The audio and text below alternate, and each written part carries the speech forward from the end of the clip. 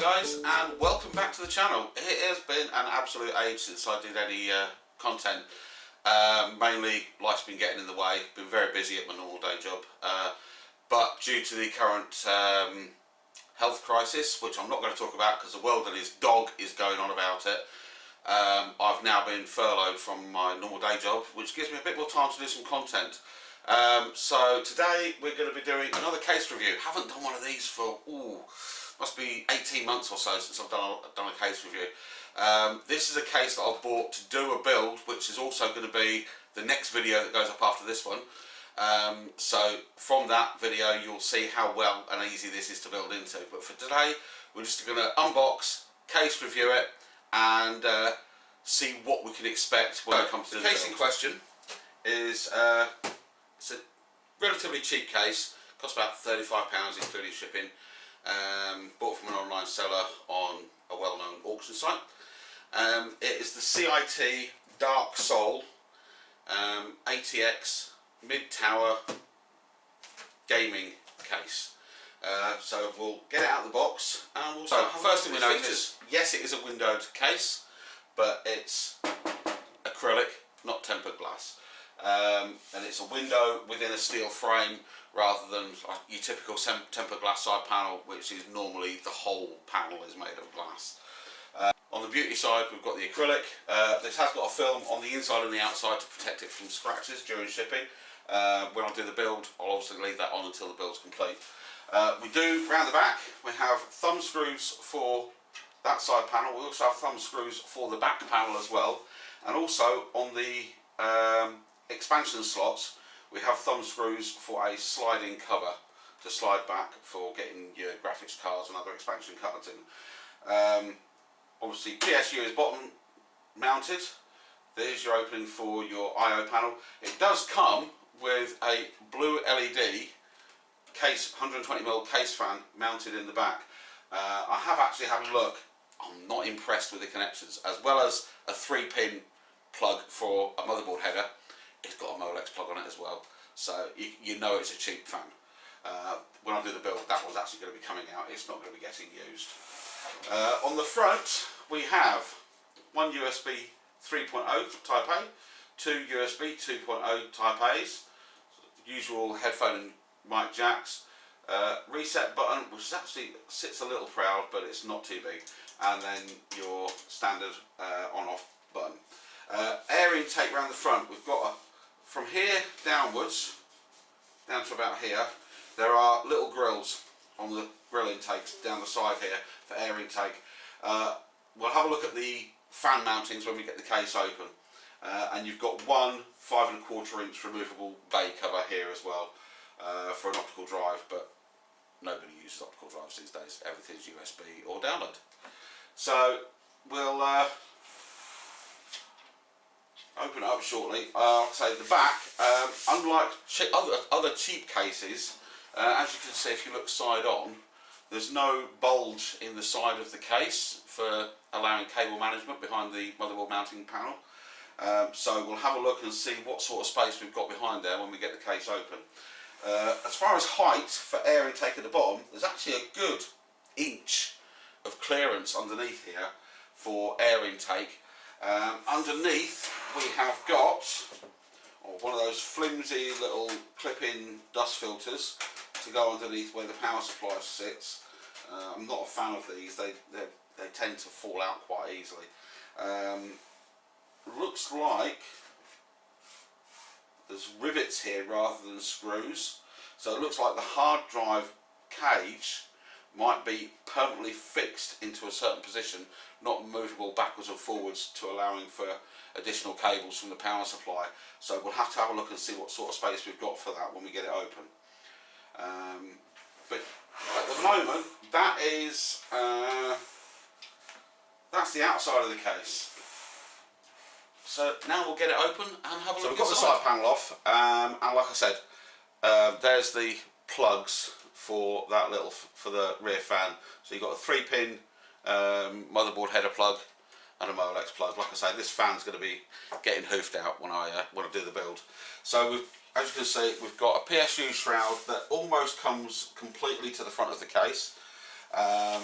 Now, the reason it doesn't come all the way to the front is we've actually got mounting points here for 320mm case fans, or you could possibly put a 240 or a 360mm AIO into here, because the opening at the front of the PSU shroud allows for an AIO to go all the way down to the bottom and mount a fan on the inside of the AIO for a pull configuration for airflow. It's got a little bracket here and brackets along the back there for the 5 1/4 inch bay, but obviously that's not going to get used. In the back we've got 1, 2, 3, 4, 5. We've already got 6 standoffs already fitted, but there are spaces for others. This will take ATX, which is set up for at the moment. It will take an EATX, although those of you that have watched Steve Gamer's Nexus will know that EATX isn't really a standard, it's just something bigger than an ATX board. It'll also take micro ATX. I'm not sure if it will take micro ITX, I haven't looked into that, but it's something that if you're interested in this case, you can probably Google it and find out if it takes mini ITX. As far as drives are concerned, we've got mounting points here for 2 SSDs. I don't know how well it'll pick up, but it might have to go from the back. It looks like here there's also something on the back of this panel which might be another SSD mount. We'll have a look at that when we get the back panel open. The actual PSU shroud itself is vented. Don't know if the camera's picking that up very well, but it's got a honeycomb venting pattern on it for good airflow if you have got fans going all the way down to the bottom, so you can get airflow across the case as well. Quite a large opening in the back for access to the back of the motherboard for the mounting plate for the CPU, should you wish to change your CPU at some point in the future, or change the cooler on the CPU. We've got cable management holes or routing holes. We've got 2 large ones here. Obviously one of those was where you bring your 24-pin ATX through. We've got 2 smaller ones at the back of the PSU shroud for bringing all your front panel connectors through. There is a cutaway, I don't know if it's going to pick it up very well, there's an actual corner cutaway in the back of the mounting plate here where you could possibly bring your 8-pin EPS through for your motherboard. And the top of the rest of the mounting plate is all actually solid plate, goes around the back. So that's the inside of the front. So here's the back side of the case. Now, one thing that did pleasantly surprise me when I opened it up and I took that side panel off was actually how much depth you've got for cable management. Looking at between the edge here and the back plate here, there's a good inch of depth. I don't know if that'll pick that up very well, but yeah, there's a good inch of depth just, you know, between the back plate and the cover for cable management. So it's actually very, very good for that. But what I said on the other side, could possibly an SSD mount, it is. It's a removable plate for mounting an SSD, or you could mount a fan controller or something else on that, for instance. Cable management wise, it's actually very, very good. If I count up, we've got 1, 2, 3, 4, 5, 6, 7, 8, 9, 10, 11, 12. We've got 13 tie-down points in the back of this case for cable management. Very, very good indeed for such a cheap case. Hard drive rack wise, I was right, the cage is in a fixed position. However, the hard drive bays, and there's the little bag of goodies that come with it, are for 3.5 inch drives. They're actually toolless. It's got little pins on here to clip in, but it's got the 4 mounting holes in the bottom of the tray for fitting 2.5 inch drives such as SSDs, or if you've got some second-hand drives from an old laptop, say, that you want to reutilise, you could mount those in there as well. So yeah, so that's all good. Like I say, you haven't actually got that much space between the back of the case and the front of that hard drive rack for mounting a power supply. So you'd probably want to use a short case power supply in here. Ideally, you probably want to use a modular or semi-modular so that you haven't got left a bundle of spaghetti of cables that you're not using from a non-modular power supply. But that's, you know, that's personal choice. So cables wise, coming from the front panel, we've got our USB 3.0. USB 2.0, front audio, and then all your standard LED and power switch fans plugs. But they're all black, so it makes it nice and tidy when you're actually doing all your cables. You haven't got loads of different colour cables coming through to the front of the case, viewable through that acrylic side panel. So it actually doesn't look too bad a case to build into. It will tell, I mean, as far as the actual front panel is concerned, it looks like it's just a case of giving it a good yank to get the front panel off, to get to your fan mounts. It is just, I can't even get them off myself. It's a bit of a tough one.